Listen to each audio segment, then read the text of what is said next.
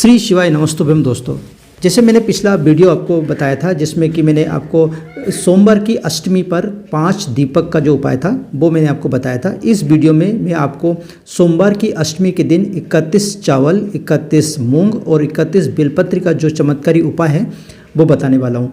इस उपाय के द्वारा आप अपने सभी प्रकार के जो मनोकामनाएं उसको पूरी कर सकते हो। साथ में अगर आपका कोई कार्य रुका हुआ है, बहुत दिन से आप किसी काम में लगे हुए और वो काम पूरा हो ही नहीं रहा, वो भी इस उपाय के माध्यम से आप पूरा कर सकते हो। साथ में अगर किसी प्रकार की कोई प्रॉब्लम आपके घर में चल रही है और बहुत आपने कोशिश कर ली, वो प्रॉब्लम ख़त्म ही नहीं हो रही, वो भी आप इस उपाय के माध्यम से आप पूरी कर सकते हो। यानी कि अगर आप ये एक उपाय करते हो तो आपको फिर कोई दूसरा उपाय करने की ज़रूरत ही नहीं पड़ेगी। बहुत आसान उपाय है और बहुत ही अच्छा उपाय है। भगवान शिव को, जैसे कि मैंने पिछले वीडियो में आपको बताया था कि भगवान शिव को अष्टमी का जो दिन है यानी कि सोमवार की जो अष्टमी है बहुत प्रिय है और उस दिन अगर कोई भी उपाय किया जाए तो उसका विशेष फल मिलता है और उसमें विशेष कृपा भगवान की होती है। तो चलिए आइए जानते हैं हम किस प्रकार से इस उपाय को किया जाता है। तो इसके लिए सबसे पहले आपको करना क्या होगा कि 3 तरह की चीज़ें आपको लेनी पड़ेगी। 3 तरह की चीज़ कौन कौन सी है? एक तो चावल है, एक मूंग है और तीसरी जो चीज़ है वो बेलपत्र है। और तीनों की ही संख्या जो है वो बराबर होनी चाहिए। यानी कि चावल के जो दाने हैं वो भी 31 होना चाहिए। और ध्यान ये रखें आप कि किसी भी चावल का टूटा फूटा नहीं होना चाहिए ना। पूरा जो चावल है, चावल का दाना जो है पूरा होना चाहिए, कोई भी टूटा हुआ दाना नहीं होना चाहिए। तो जब आप इसको गिन रहे होंगे तो अब आपको ध्यान रखना है कि दाने जो है वो साबुत हो। साबुत मतलब पूरी तरह से सही हो, कोई भी टूटा फूटा नहीं हो। दूसरी चीज़ है मूंग के दाने। तो मूंग जो है, खड़ा मूंग जिसको हम बोलते हैं, हरे कलर के जो मूंग के दाने होते हैं, तो उसको भी आप 31 दाने गिन लीजिए। ध्यान रखें कि ये भी आपके शुद्ध तरीके से होना चाहिए, किसी प्रकार का इसमें भी टूट फूट या कटा पीटा दाना नहीं होना चाहिए। अब आपने चावल के भी 31 दाने ले लिए हैं, साथ में आपने मूंग के भी 31 दाने ले लिए। अब हम बात करते हैं बेलपत्र की।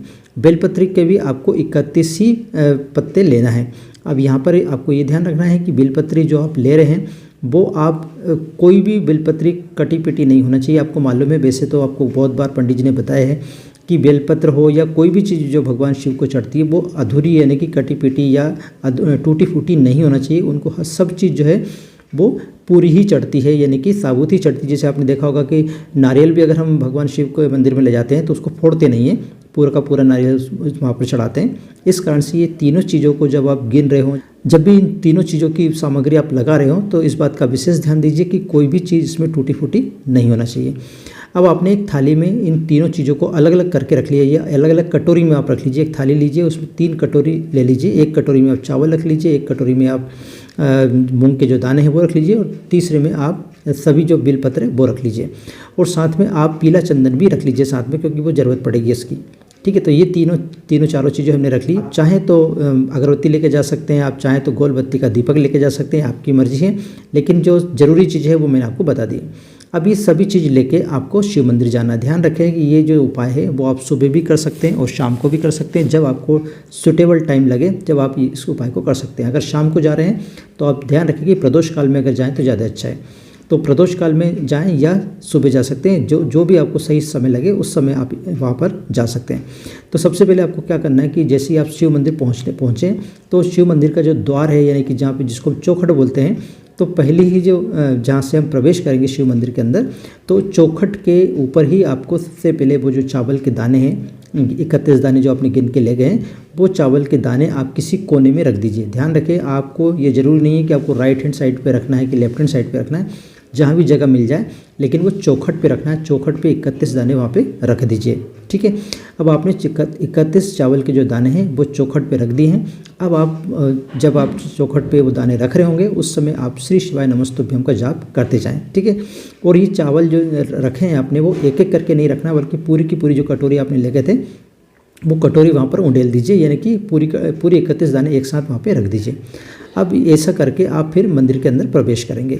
जैसे थोड़ा सा अंदर जाएंगे तो आपको नंदी जी मिलेंगे। ठीक है, नंदी जी के ऊपर जो अगला जो चीज़ है यानी 31 मूंग के दाने हैं वो आपको फिर नंदी जी के पैर के पास रखना है। ध्यान रखें कि नंदी जी का वो पैर जो उठा हुआ रहता है, मुड़ा हुआ रहता है, उस पैर की हम बात कर रहे हैं। 2 पैर आगे आपने देखे होंगे, एक मुड़ा हुआ पैर यानी ऊपर की तरफ रहता है और एक नीचे की तरफ रहता है। तो जो उठा हुआ पैर है यानी जो मुड़ा हुआ दिखता है, ऊपर की तरफ दिखता है अपने को अलग ही, तो वो वाले पैर के पास हमें मूंग के जो 31 दाने वो रख देना है। साथ में नंदी जी से प्रार्थना भी करना है और श्री शिवाय नमस्तुभ्यम का जाप भी करना है। जो भी आपकी मनोकामना होगी वो आप जब चावल रखेंगे तब भी बोलेंगे, और जब आप नंदी जी के पास जब आप मूंग के दाने रखेंगे उस समय भी आपको वो जो आपकी मनोकामना है, आपकी परेशानी है या जो भी आपका काम रुका हुआ है वो आप उस समय वहाँ पर बोलेंगे। ठीक है, ये 2 काम कर दिए। इसके बाद आपको मंदिर के अंदर यानी जहाँ पर शिवलिंग है वहाँ पर जाना है।